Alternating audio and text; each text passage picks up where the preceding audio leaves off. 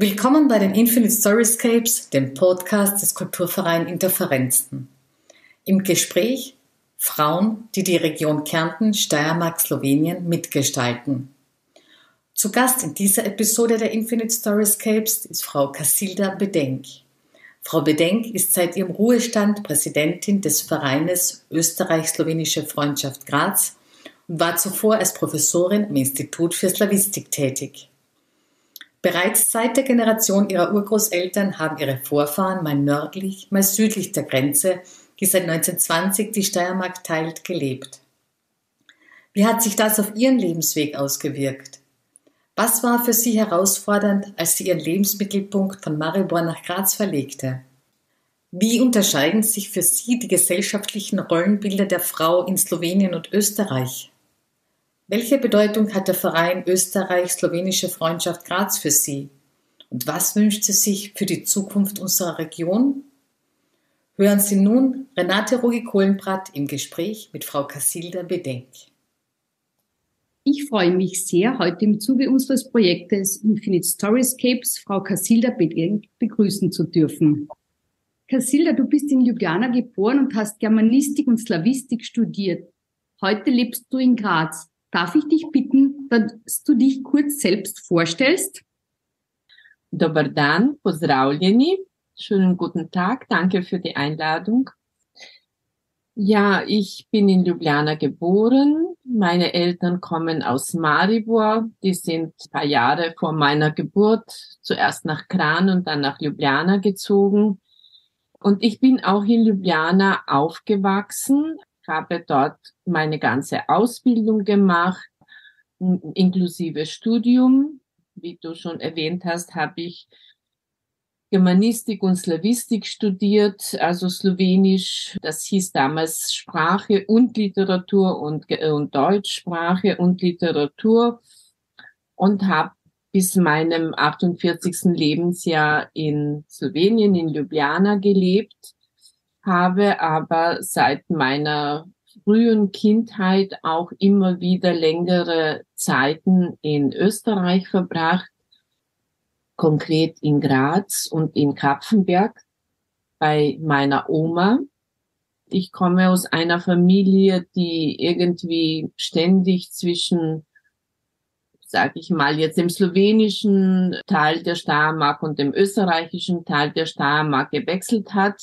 Also meine Urgroßeltern kamen aus der Umgebung von Maribor, sind dann aus beruflichen Gründen nach Graz gekommen, Anfang des 20. Jahrhunderts, haben in Graz geheiratet.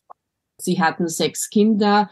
Meine Oma war die älteste und sie wurde in Graz geboren. Also die Familie ist dann irgendwann vor dem Ersten Weltkrieg noch, also nach Maribor gezogen.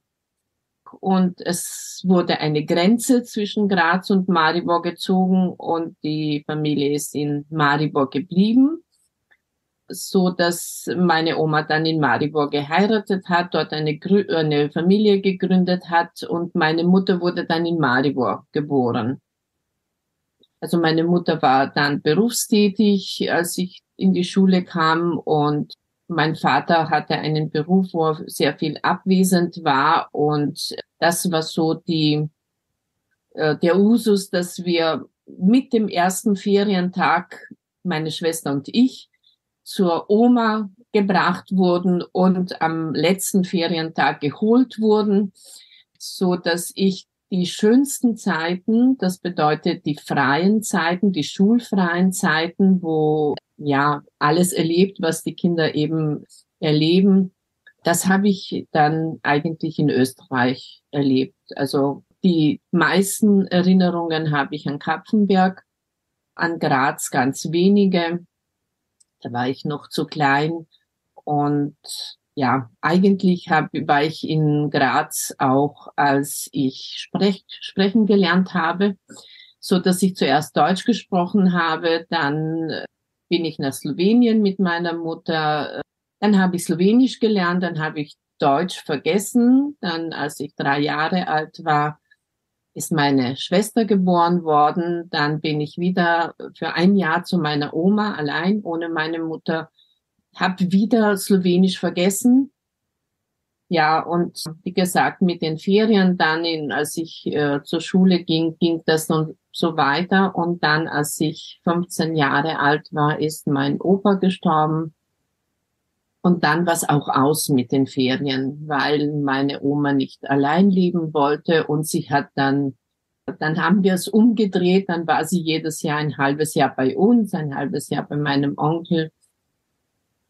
Und ich habe dann irgendwie auch, also die Deutschkenntnisse sind schon geblieben, das habe ich nicht verdrängt, aber die Erinnerungen oder so, also dann kam die intensive Schulzeit, das Gymnasium, das Studium und so, und dann habe ich irgendwie langsam vergessen, dass ich meine frühe Kindheit in Österreich verbracht habe. Also dann war ich ganz in Slowenien, als ich dann meine Matura gemacht habe. Ich habe sehr viele unterschiedliche Studienwünsche gehabt und im letzten Moment habe ich mich dann so irgendwie intuitiv entschlossen, Germanistik und Slawistik zu studieren, was ich auch nie bereut habe. Aber wie gesagt, konnte mich schwer entscheiden, weil ich so viele unterschiedliche Interessen hatte.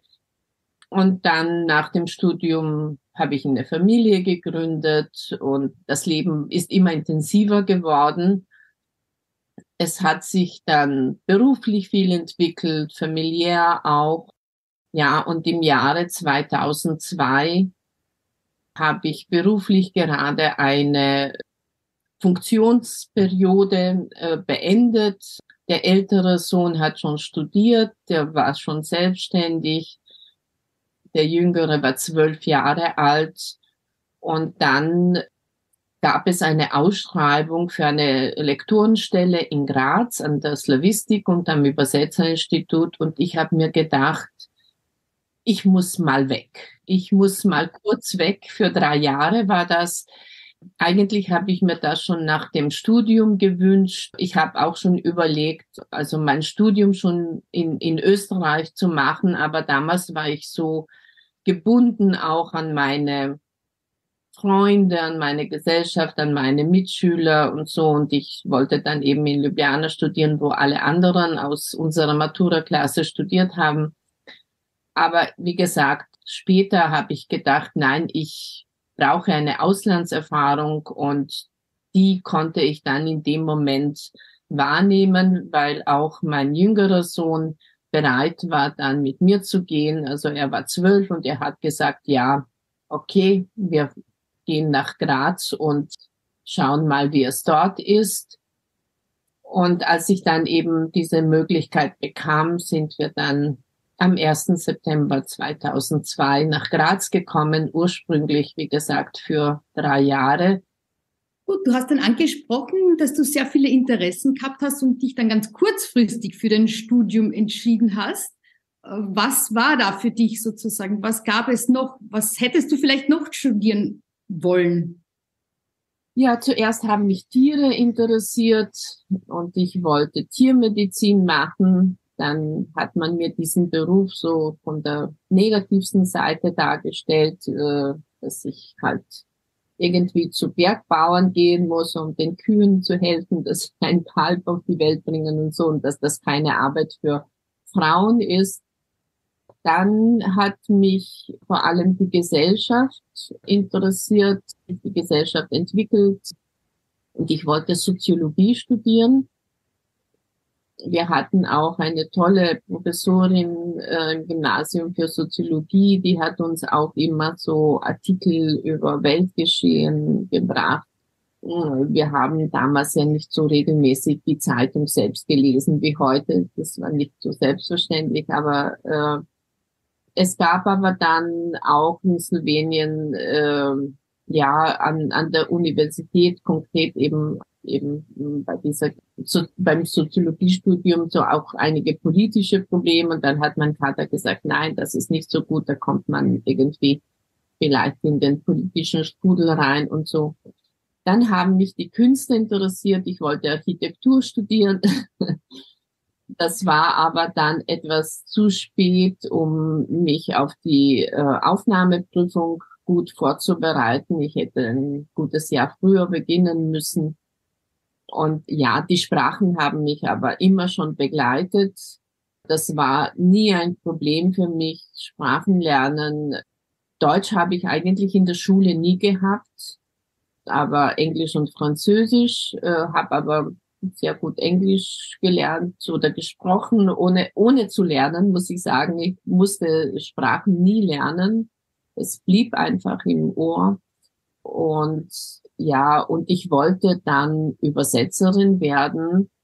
Und zwar wollte ich Literatur übersetzen. Also meine Mutter hat immer gesagt, Lehrer ist der schönste Beruf, und sie wollte auch Lehrerin werden, konnte das nicht. Und ich habe gesagt, nein, Lehrerin möchte ich nie werden, das nicht, nur Übersetzerin. Und meine Schwester hat dann Mathematik studiert und hat auch gesagt, nein, Lehrerin nie. Und wir sind beide Lehrerinnen geworden dann. Jetzt möchte ich mal nachfragen, was hat deine Mutter gemacht? Welchen Beruf hatte sie gehabt? Meine Mutter war Angestellte in einem Export-Import-Betrieb. Eigentlich zuerst hatte sie sehr lange am österreichischen Konsulat in Ljubljana gearbeitet, als dieses Konsulat gegründet wurde.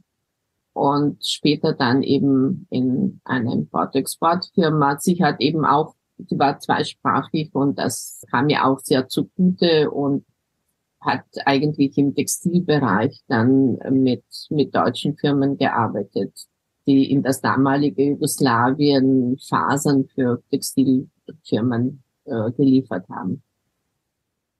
Was hat dich am Übersetzen so fasziniert? Für dich scheint es ja sehr selbstverständlich gewesen sein, zwischen den Sprachen zu wechseln. Warum war das sozusagen das große Ziel? Also es hat mich immer schon dieser Kontakt von Sprachen sehr motiviert. Also ich habe immer beobachtet, jetzt wie drückt man sich in einer Sprache aus, wie drückt man sich in der anderen Sprache aus. Habe die Unterschiede vor allem beobachtet, dass man vielleicht den gleichen Inhalt auf eine ganz andere Weise ausdrücken kann oder eben auch nicht, oder wenn man es auf die gleiche Weise ausdrückt, etwas ganz anderes dann mitteilt. Also das, und dann hat mich auch immer sehr interessiert, wie die deutsche Sprache auf die slowenische eingewirkt hat. Also was alles jetzt aus dem Deutschen gekommen ist, vor allem an Strukturen, auch am System, durch die Übersetzungen. Weil ja Slowenisch bis zum Ende des Ersten Weltkriegs keine Bildungssprache war, keine Schulsprache. Es wurde aber dann immer mehr übersetzt ins Slowenische, also im 19. Jahrhundert. Die Literaturübersetzungen haben etwas früher angefangen, vor allem Märchen und so, aber dann kamen eben Übersetzungen von Gesetzen dazu, von Fachtexten, die man brauchte eben in beiden Sprachen. Und da mussten die ersten Übersetzer dann oft im Slowenischen auch neue Wörter bilden, auch die Struktur der Sätze anpassen und so. Und einige Übersetzer haben dann die deutsche Struktur übernommen oder die deutsche Ausdrucksweise, und einige haben das wunderbar der slowenischen Ausdrucksweise oder eher slawischen Ausdrucksweise angepasst. Und das hat mich immer fasziniert, und das habe ich später dann auch ein bisschen wissenschaftlich erforscht. Bin dadurch dann auch zur Märchenforschung gekommen, die mich nach wie vor fasziniert. Gehen wir jetzt einen Schritt weiter zu einem weiteren Thema, über das ich mit dir sprechen möchte. Wie hast du die Situation von Frauen auf ihrem Berufsweg erlebt? Welche Unterschiede sind dir aufgefallen? Und was hat dich persönlich in diesem Bereich geprägt? Das ist eine interessante Frage, weil ich wirklich aus einer Welt komme, wo eigentlich Frauen sehr große Möglichkeiten hatten oder noch immer haben, sich beruflich zu entwickeln oder überhaupt im Beruf zu stehen.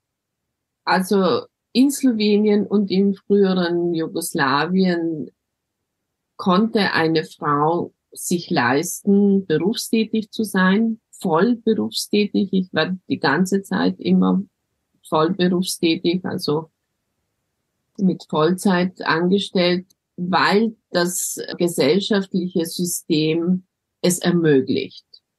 Also ich bin immer nach meiner Karenz, das war bei meinem ersten Sohn nach 7 Monaten, bei meinem zweiten Sohn nach einem Jahr, dann auch wieder in den Beruf eingestiegen. Und später, als ich dann alleinerziehende Mutter war mit 2 Kindern, konnte ich das auch so weitermachen. Ein bisschen mit Hilfe meiner Eltern, aber eigentlich ist das in Slowenien so geregelt, dass die Kinder versorgt sind. Das bedeutet, sie bekommen im Kindergarten 3 bis 4 Mahlzeiten, also vor allem die Mahlzeiten sind ja wichtig, auch nicht nur die Obhut, sie können auch relativ lange im Kindergarten bleiben. Das bedeutet also von 6 bis maximal 5 Uhr nachmittags. Also wenn ich dann noch irgendeine Sitzung hatte oder so, ich hatte ein paar sehr anstrengende Berufsjahre, also wie gesagt, wo nicht nur mein Unterricht zu bewältigen war, sondern auch sehr viele Besprechungen, Sitzungen und so weiter. Und es ist nicht angenehm, aber man kann dann bitten, bitte heute hole ich mein Kind etwas später und man kann sich auf den Beruf konzentrieren. Man ist sicher, das Kind ist gut behütet. In der Schule, in der 8- oder jetzt 9-jährigen Grundschule in Slowenien bekommen die Kinder auch eine Mahlzeit, also eine Jause und ein warmes Mittagessen, so dass wenn man dann nach Hause kommt nach der Arbeit, dass die Kinder jetzt nicht hungrig sind, dass man nicht gleich an den Herd sich stellen muss, sondern dass man Zeit hat, dann entweder vielleicht zuerst mit den Kindern zu sprechen, Spaziergang zu machen, zu spielen und dann eben kocht man etwas. Die Studenten sind gut versorgt. Die Studenten haben Essensbons, Essensgutscheine bekommen sie vom Staat. Und weil der Studentenstundenplan eben immer so unterschiedlich ist, dass sie vielleicht den ganzen Tag an der Uni sind, aber zwischendurch immer 1-2 Stunden frei sind und so, dass sie dann in der Stadt sehr günstig in irgendeinem Restaurant essen können, also wo ihnen das Essen auch entspricht. Also ich muss sagen, von dieser Seite ist die Frau in Slowenien oder eben schon früher in Jugoslawien auch sehr entlastet. Und das war für mich auch eine Überraschung, als ich nach Österreich kam, dass es das hier nicht gibt. Für mich war das eine Umstellung. Ich habe sehr lange gebraucht, dass ich mich daran gewöhnt habe, jeden Tag dann frische Semmeln zu Hause zu haben. Ich weiß nicht, frische Wurst, ein Obst, etwas Süßes, etwas zum Trinken und so. Ich war früher gewohnt, einmal in der Woche einzukaufen und nicht jeden Tag. Und dann waren auch die Öffnungszeiten der Geschäfte anders als in Slowenien. In Slowenien war schon immer, also bis 8 Uhr abends alles offen. Ja, es war eine Umstellung, dass ich, wie gesagt, immer noch meinem Sohn alles vorbereitet habe und dann ich weiß nicht, ich glaube nach 2 Jahren oder so hat er dann einmal gesagt, weißt du, Mama, ich möchte aber mal was Selbstgemachtes. Weißt du, andere Mütter, die geben ihren Kindern selbstgemachten Kuchen und so was mit und du kaufst immer. Du gibst mir immer nur gekaufte Sachen. Hab gesagt, schau, ich habe keine Zeit. Ich bin berufstätig, ich kann das nicht. Und dann muss ich auch sagen, mein Sohn also er ist mit ganz geringen Deutschkenntnissen nach Österreich gekommen Und er wurde hier gleich eingeschult und der Schuldirektor war sehr entgegenkommend, wirklich toll. Er hat gesagt, er muss halt zur Schule gehen, aber wir werden ihn nicht benoten, solange er halt die Sprachkenntnisse nicht hat. Es war dann sehr, sehr stressig. Ja, und er hatte eben die ersten 2 Jahre dann geschafft, aber nicht bei Deutsch. Also ich bin öfters in die Schule gegangen, weil es Schwierigkeiten gab, weil er nicht mitgekommen ist und so. Und ich habe es öfters erlebt, dass man dann, ja, als ich gesagt habe, ich bin berufstätig oder ich kann nicht zu jeder Zeit kommen, weil die Lehrer haben halt ihre Sprechstunden, wenn sie gerade eine freie Stunde haben.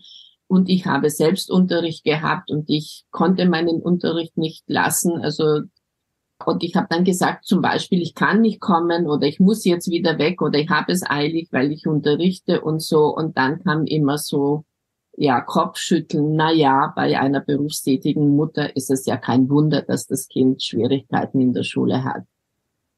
Also ich wurde öfter in Österreich jetzt als eine Rabenmutter gesehen. Das wurde auch oft zwischen den Zeilen gesagt und so. Also das war für mich neu, dass das negativ ist. Ich bin aufgewachsen oder gelebt habe ich eben in einer Gesellschaft, wo es normal ist, dass die Mütter berufstätig sind. Und wie gesagt, vor 20 Jahren, als ich nach Österreich gekommen bin, war das noch mehr Ausnahme.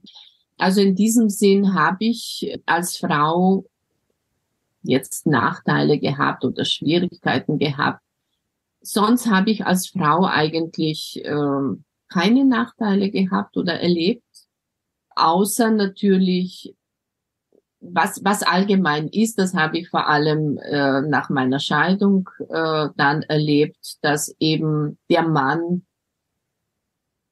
seinen beruflichen Tätigkeiten nachgehen kann, von morgens bis abends oder eben so wie er meint, dass es richtig ist. Und eine Frau muss aber für die Kinder sorgen, muss für den Haushalt sorgen, muss für sich selbst sorgen und muss dabei noch für den Unterhalt verdienen, für sich und für die Kinder. Und das wird nicht berücksichtigt. Also da muss ich sagen, da haben wir noch viel zu tun, sehr viel. Hast du andere Frauen in Graz kennengelernt, die dich irgendwie unterstützt haben in dieser Phase? Und ich habe jetzt das Gefühl, dass du dich sehr alleine gefühlt hast. Also für mich war es nicht schwer, nach Österreich zu kommen. Aber was ich eben als Ausländerin gefühlt habe, ist, dass ich die Leute nicht kenne. Zum Beispiel mein Sohn wollte dann Hockey spielen. Und ich habe ihn dann in einen Verein gebracht, habe ihn dann immer zum Training hingebracht und gewartet, bis er fertig war und so. Und andere Eltern natürlich auch. Aber die Eltern, die haben sich gekannt. Die waren entweder irgendwie aus der Nachbarschaft, aus der Schule, aus dem Studium, aus Verwandtschaft oder irgendwie, so wie ich in Slowenien. Fast überall, wo ich hinkomme, treffe ich jemanden, den ich kenne oder ich weiß nicht, eine Freundin von meiner Schwester oder einen Mitschüler oder Mitschülerin und so. Also diesen sozialen Zusammenhalt hat man im Ausland nicht. Und das ist gerade das, was auch es schwierig macht im Ausland oder warum ich verstehe, dass Ausländer, vor allem wenn sie noch aus weiteren Ländern kommen, dann sich mit eigenen Landesleuten immer verbinden. Wenn ich in die Schule musste, die mein Sohn besuchte und man hat gehört, dass ich gut Deutsch spreche, man wusste, dass ich auch an der Uni unterrichte und so, aber trotzdem wird man so abgestempelt ein bisschen als Ausländer, als, wie gesagt, auch als berufstätige Mutter. Es ist schwer für Menschen, die nie im Ausland gelebt haben, nie diese Auslandserfahrung gemacht haben, zu verstehen, wie es ist, wenn man im Ausland lebt oder Fuß fassen muss. Und jetzt möchte ich abschließend nur noch etwas erzählen. das war für mich irgendwie eins der schönsten Erlebnisse, als wir nach Graz kamen. Sehr bald, ich glaube, ja, im ersten Jahr, als wir in Graz waren, da war ich einmal in der Stadt mit meinem Sohn und wir sind an einem Megafonverkäufer vorbeigegangen und mein Sohn hat gesagt, Mama, bitte kauf von ihm ein paar Stück der Zeitung und gib ihm Geld.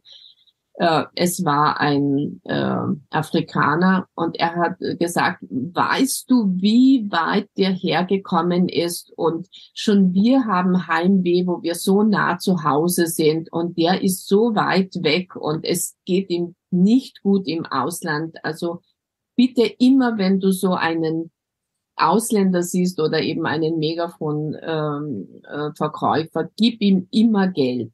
Und ich habe mir gedacht, wenn ich meinem Sohn durch diesen Lebenswechsel oder ja Schulwechsel und Lebensraumwechsel das beigebracht habe, dass er Empathie empfindet für andere Menschen und dass er versteht, dass er sich einleben kann und versteht, wie sich andere Menschen fühlen, jetzt in dem Fall halt Ausländer in einem Land, dann habe ich eigentlich irgendwie fast meine Lebensaufgabe erreicht, also wirklich viel erreicht, weil mir das wichtiger ist als die ganze Ausbildung oder irgendwie, also wirklich dieses soziale, empathische Gefühl.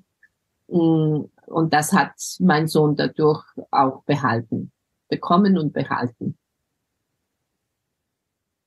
Ja, du bist mir jetzt schon ein wenig zuvor gekommen. Ich habe diesen Teil deiner Geschichte nicht gekannt und so ist die Frage, die ich dir jetzt stellen wollte, warum ist aus deiner Sicht der Austausch zwischen verschiedenen Ländern so wichtig? Du bist ja Präsidentin des Vereins Österreich-Slowenische Freundschaft, die brauche ich jetzt nicht mehr stellen. Du hast sie bereits beantwortet.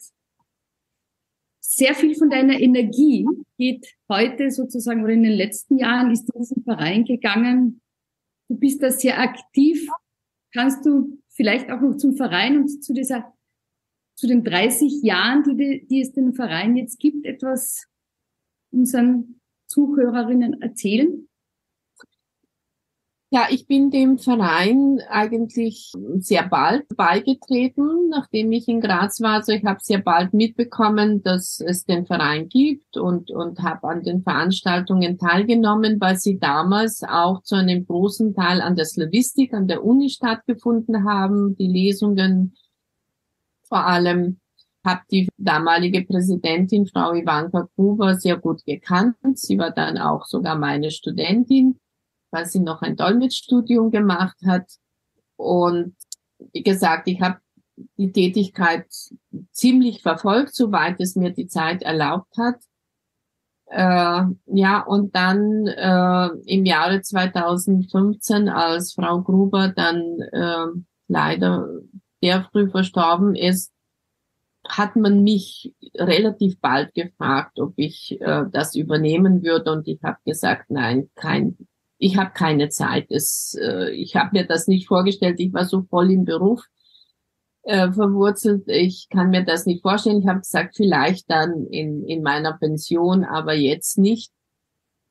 Ja, und dann war der Verein 2 Jahre ohne Präsident, beziehungsweise der Vorstand hat den Verein geleitet und dann hat man mich nochmal gefragt im Frühjahr 2017 und ich wusste dann schon, dass ich in einem Jahr in Pension gehen werde und dann habe ich gesagt, okay, ich beginne jetzt und bevor ich mich da richtig einarbeite und einlebe, bin ich dann in Pension und kann mehr Zeit dafür aufwenden.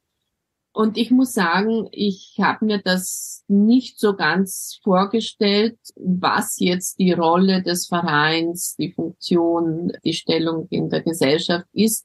Und je mehr ich das kennengelernt habe, desto wichtiger schien mir eben, dass es diesen Verein gibt, dass dieser Verein auch da eine Funktion in der, ich würde sagen, nicht Völkerverständigung, sondern eher Menschenverständigung spielt.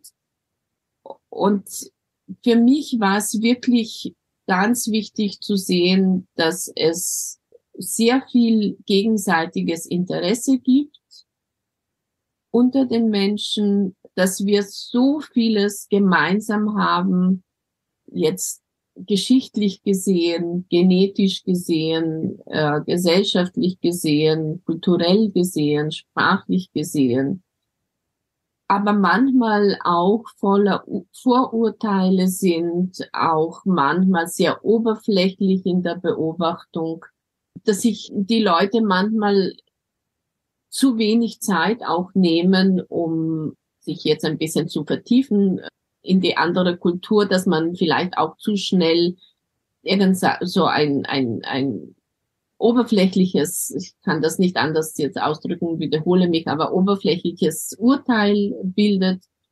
Und auf der anderen Seite habe ich wunderbare Leute kennengelernt, die wunderbar Slowenisch gelernt haben, die sehr viel über Slowenien oder über die Geschichte wissen, die Slowenien oft bereisen, begehen, befahren, mit Rad, zu Fuß und so weiter. Und vor allem habe ich gesehen, dass ich da Kenntnisse habe und Fähigkeiten und Erfahrungen, um das noch weiter zu entwickeln, zu unterstützen.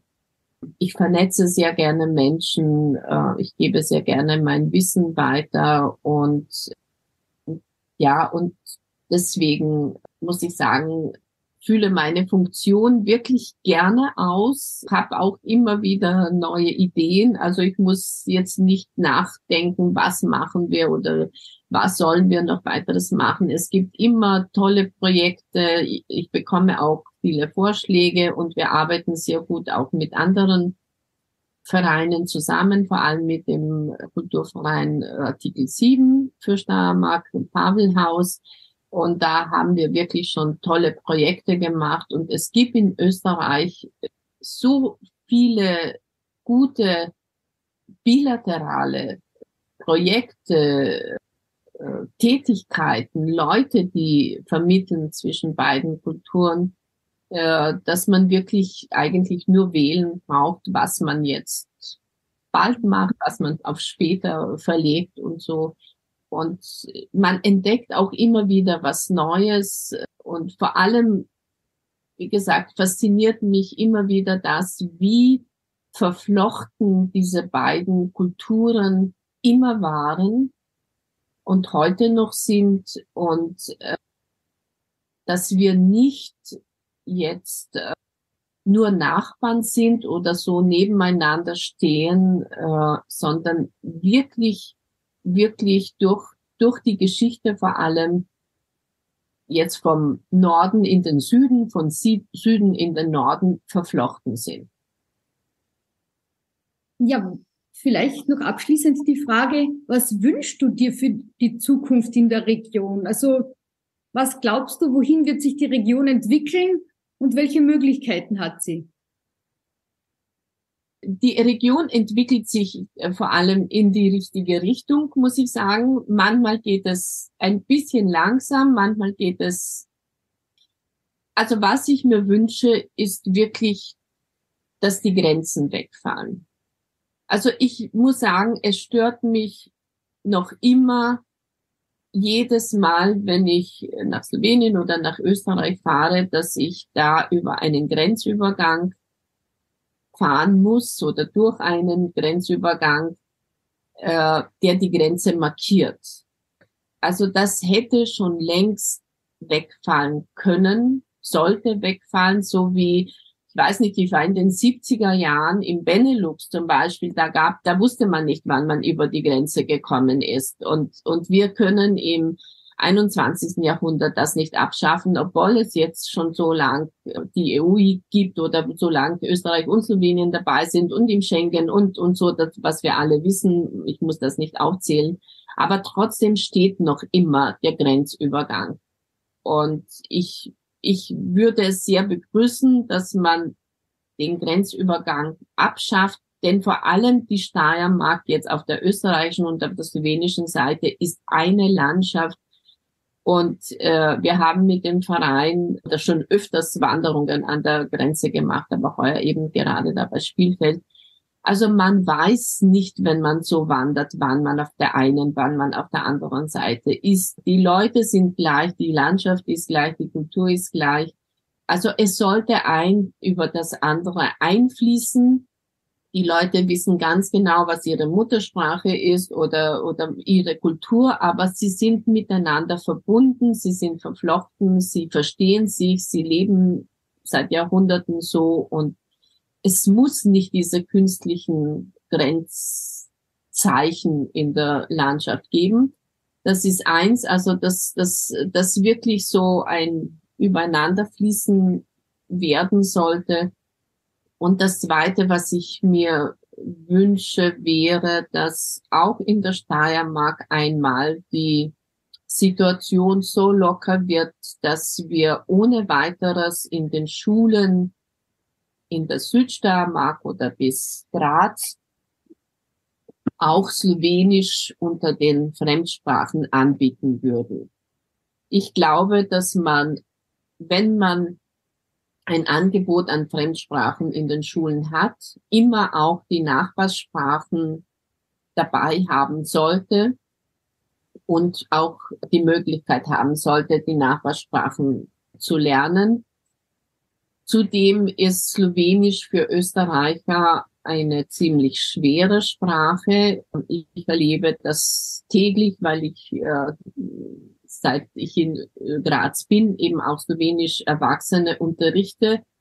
Es kommen sehr viele erwachsene Menschen zu uns, die sagen, ich brauche Slowenisch aus beruflichen oder privaten Gründen. Und man tut sich relativ schwer mit der ersten slawischen Sprache, das ist logisch. Aber wenn das Leute sind, die, ich weiß nicht, jetzt aus dem Raum Leibniz kommen oder auch Graz oder, ich weiß nicht, Deutschlandsberg oder so, dann sollte es nicht sein. So wie in Kärnten. In Kärnten ist das ein bisschen lockerer geworden. In der Steiermark geht es noch immer nicht. Ich habe bei allen möglichen politischen Treffen, die ich gehabt habe, sei es jetzt Bürgermeister, sei es Landesräte, auch Landeshauptmann und so, immer wieder gesagt, Slowenisch sollte in den Schulen angeboten werden. Und dann schauen wir mal, wie viele es nehmen. Aber ich glaube, dass es viele Eltern ihren Kindern empfehlen würden. Aber es geht nicht. Also irgendwo ist noch immer ein Haken. Es gibt Slowenischkurse, es gibt viel Interesse für Slowenisch, also viel jetzt relativ gesehen, zu der Größe der Kultur oder der Sprache. Aber man kann es nicht in der Schule lernen. Und wenn das mal möglich sein wird, dann werde ich sehr glücklich sein. Ja, Casilda, recht herzlichen Dank für das Gespräch, für deine Einblicke. Da war sehr viel Neues, auch für mich dabei, sehr viel Interessantes, und ich glaube, da werden sich sehr viele Leute sehr freuen.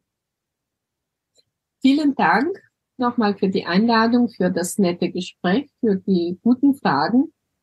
Es ist auch immer schwierig jetzt, wenn jetzt jemand sagen würde, erzähl mal von dir und so, aber wenn man so gute Fragen gestellt bekommt, dann holt man auch aus den eigenen Erinnerungen oder aus dem eigenen Wissen mehr heraus. Und Dankeschön, es war sehr angenehm. Sie hörten die Infinite Storyscapes, Renate Rugi-Kohlenbrat im Gespräch mit Frau Casilda Bedenk.